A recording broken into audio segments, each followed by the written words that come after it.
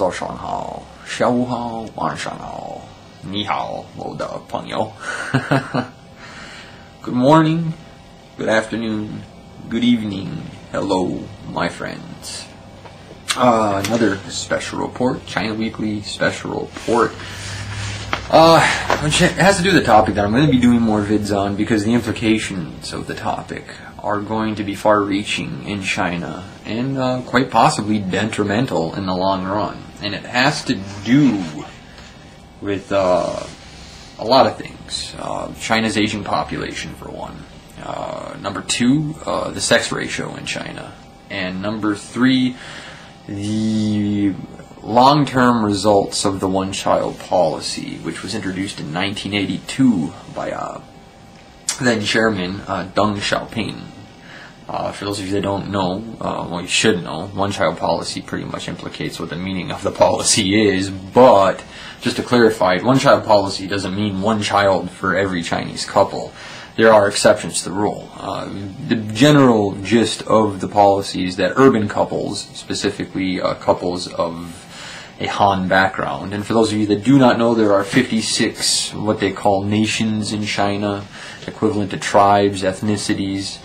The largest of the 56 are the Han Chinese, but there are other nations like Manchu, Dai, Hui, and the other minorities, or well, I guess the minorities seen at the Han Chinese are the majority.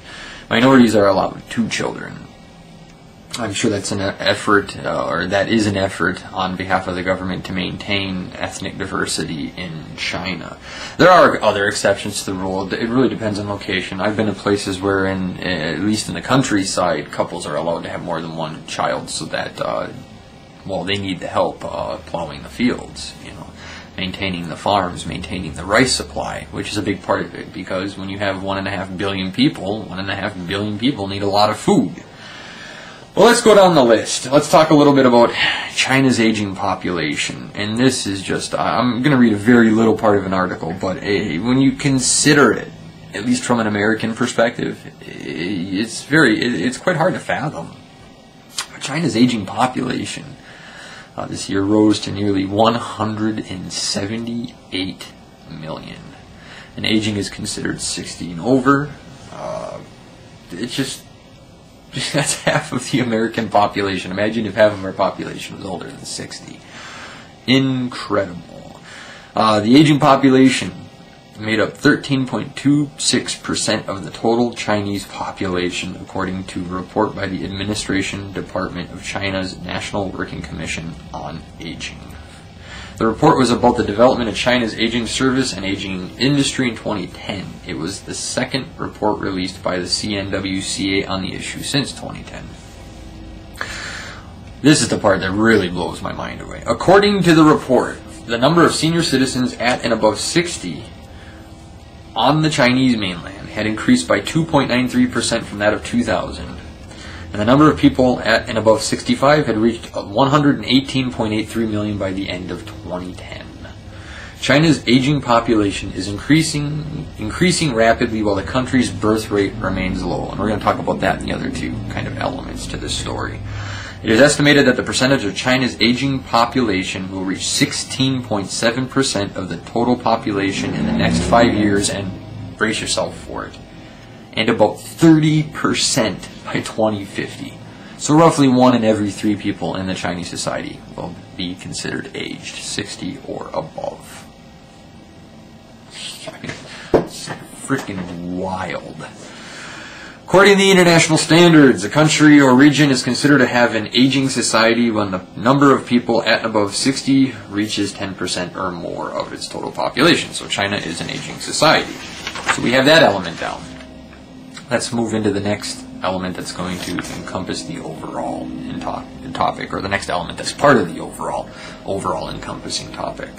And that is the future of all Chinese society based on the policies that have been brought forth, be it Mao's go out and make babies like rabbits policy, and Deng Xiaoping's, well, guess what? No, it's only one policy. But this element, the sex ratio in China, which actually has declined for 2 straight years now, but the numbers are still, they give you pause for warning. China's sex ratio has declined for 2 straight years, which shows the nation's increase of sex ratio of birth has been preliminarily brought under control, China's chief of population and family planning said on Tuesday. Li Bin, director of the National Population and Family Planning Commission, made the remarks at a press conference regarding the work of the crackdown on illegal sex determination and sex-selective abortions for non-medical needs.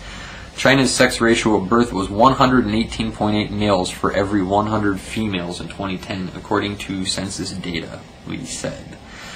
According to figures from the National Statistics Bureau, the ratio stood at 119.45 in 2009, marking the first decrease since 2006 when the 11th five-year program started. However, we must be sober-minded that the sex ratio at birth in China is still at a relatively high level, Li said, adding that if the trend continues, it will jeopardize gender equality, development of girls, lawful interests and rights of women, and the nation's long-term development. And the long-term development, I guess, is what I'll talk about more. Maybe I'll have Ling talk about gender equality and inequality in China. It's a very, very interesting topic. And for those of you that think that Asian women are subservient, which totally makes me laugh, they're not. My brother, he's like adopted brother, good guy, brother/uncle, mentor. He's half Vietnamese, and he told me when I got off the plane in San Francisco after Ling and I had got married, he said, if you think for a minute that she's going to be subservient, you're wrong. And then he looks over me and he goes, she owns your ass. And boy, man, she owns my ass, but in a good way. I'm happy that she owns my ass. Good woman. Best woman in the world. Ling. So lovable. So lovable. Unless you cross her, which I've done a couple times. Not advisable. Li called for great efforts to be made in clamping down on illegal sex determination and sex-selective abortions while strengthening monitoring, which then ties into the third element. China starts campaign against sex-selective abortions.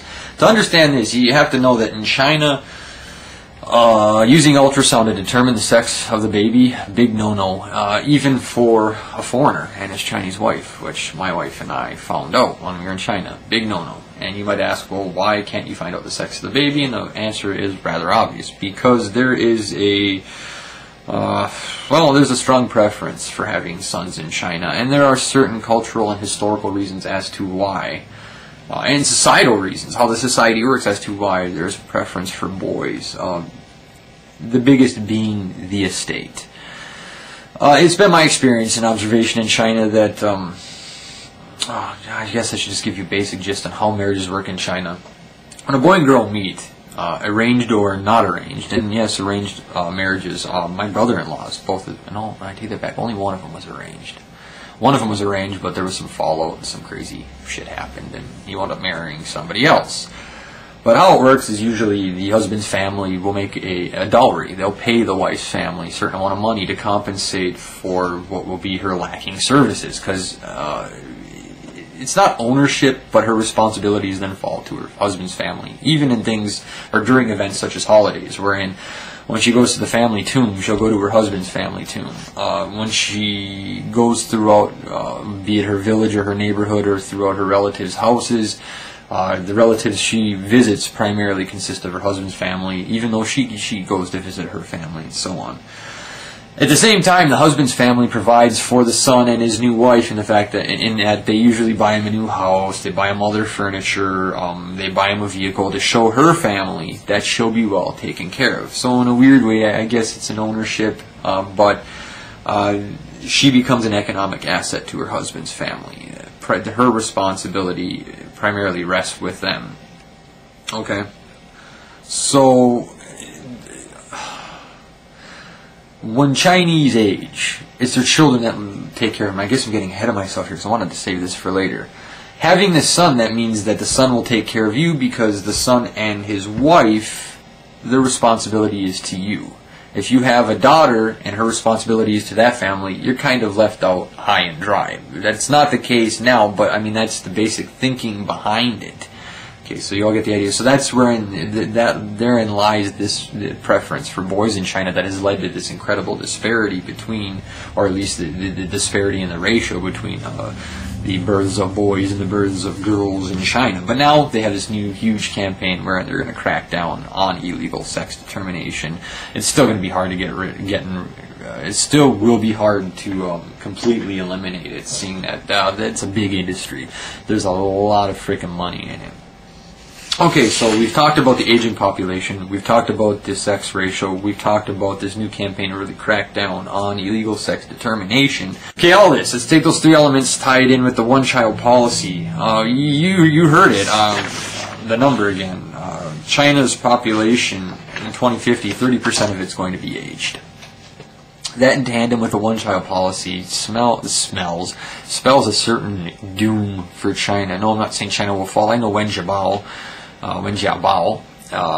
is currently involved in looking at all this, and he's the Prime Minister of China. Jeez, my brain's all over the place right now.